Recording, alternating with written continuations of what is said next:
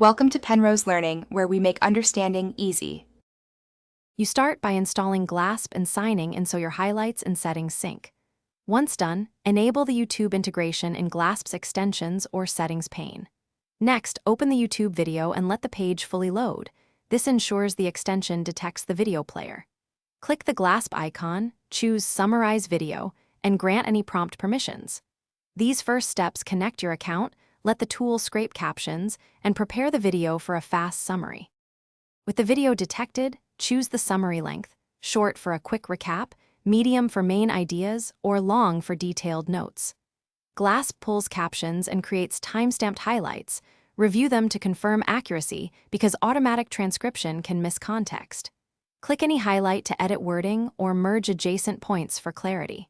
Once you reorganize sections and add personal notes, make sure timestamps align with key moments so you can jump back to specific clips later on.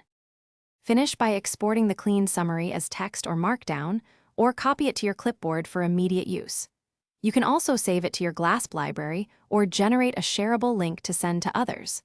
If the summary feels incomplete, check for missing captions. Switch to auto-generated captions in YouTube or enable manual timestamping in Glasp and add key moments yourself. If Glasp fails to detect the video, reload the page and reopen the extension to reinitialize the connection. Thanks for watching. If this was helpful, leave a like and consider subscribing. See you next time.